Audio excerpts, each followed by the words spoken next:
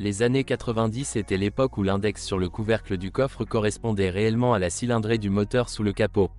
Ainsi, le signe S280 désignait un bloc 6 cylindres d'une capacité de 2,8 litres et d'une puissance de 193 chevaux.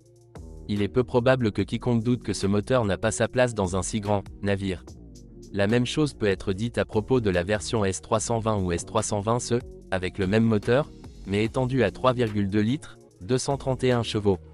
Les deux versions étaient disponibles avec une transmission manuelle. Il est à noter que le bloc de toutes ces unités comportait 6 cylindres disposés en rangée. Les turbodiesels ne se distinguaient pas par leur vaillante prouesse.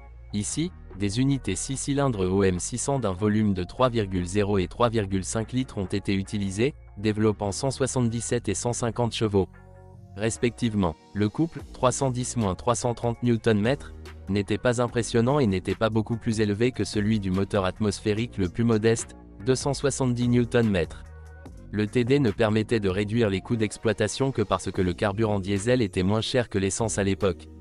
Mais les performances sévères du moteur diesel ne correspondaient en aucun cas au caractère exclusif de la Mercedes classe S. Seuls les V8, 400, 420 et 500, et V12, 600, procuraient un réel plaisir. Les V8 de 4,2 litres, plus faibles, développaient 279 et 286 chevaux. S400 et 420, tandis que le 5 litres développe 320-326 chevaux. Cependant, un paramètre encore plus important est le couple, qui atteint une valeur de 480 Nm. Le V8 de base génère 400 Nm, ce qui est également beaucoup. Le V12 de 6 litres a des performances phénoménales, développant 394 ou 408 chevaux. Le couple maximal de 580 Nm assure une accélération à 100 km/h en moins de 7 secondes. Les versions de base avec V6 essence étaient équipées d'une transmission manuelle. Une transmission automatique était disponible moyennant un supplément. Toutes les autres modifications étaient équipées exclusivement d'une transmission automatique. Avant le restylage, et dans les modèles diesel jusqu'à la toute fin de la production, une boîte automatique à 4 vitesses était utilisée. Depuis 1995, ils ont commencé à installer une transmission automatique à 5 vitesses plus efficace. La berline exécutive ne pouvait être qu'à propulsion arrière. Tout d'abord, vous devez réfléchir à la raison pour laquelle vous avez besoin d'une telle voiture. Une énorme berline est plutôt inadaptée à la conduite quotidienne, notamment en ville. Mais si vous ne pouvez pas vous en passer, le meilleur choix serait les versions S320 ou S300 E. Il est à noter que la dernière désignation cache un moteur de 2,8 litres. Dans tous les cas, il ne faut pas s'attendre à de bonnes performances dynamiques de la part des moteurs 6 cylindres.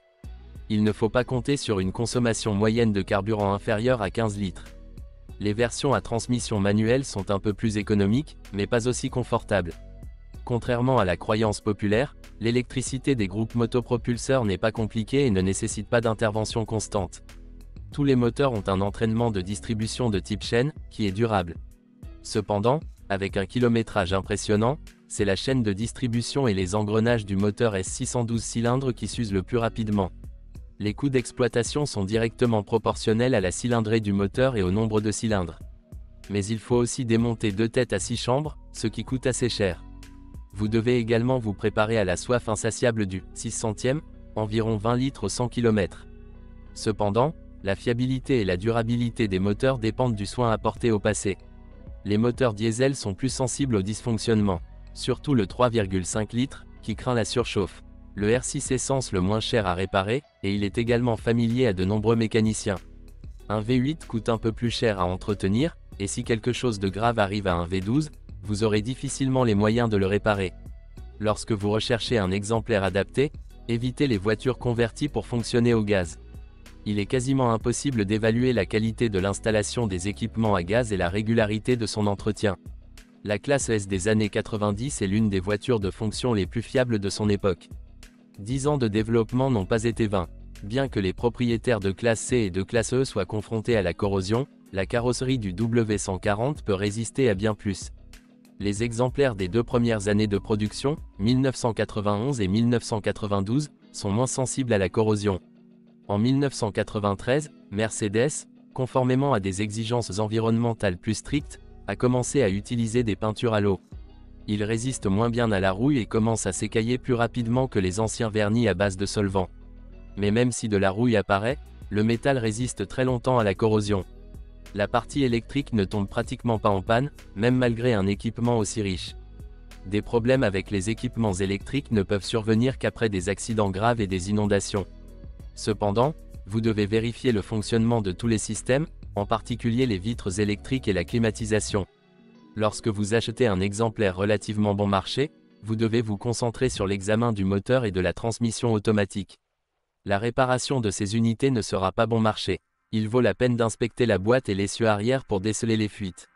Lors de l'inspection, vous devez regarder sous le bouchon de remplissage d'huile. La présence de dépôts de carbone indiquera des vidanges d'huile irrégulières ou une mauvaise qualité, et des dépôts laiteux et mousseux indiqueront des problèmes de culasse ou de joint. L'huile de la transmission automatique doit être rouge foncé, mais pas brune, et ne doit pas avoir une odeur de brûlé désagréable. Ensuite, vous devriez faire attention à la suspension. En raison de sa masse importante, ses composants s'usent relativement rapidement. Les roulements de roues souffrent assez souvent. Acheter un bon exemplaire ne vous protégera pas d'éventuelles réparations. Tout dépend du passé. Même les voitures en excellent état présentent de nombreux défauts, principalement liés à leur âge. Le fait que le prix de la classe S ait considérablement baissé ne rend pas les réparations plus abordables.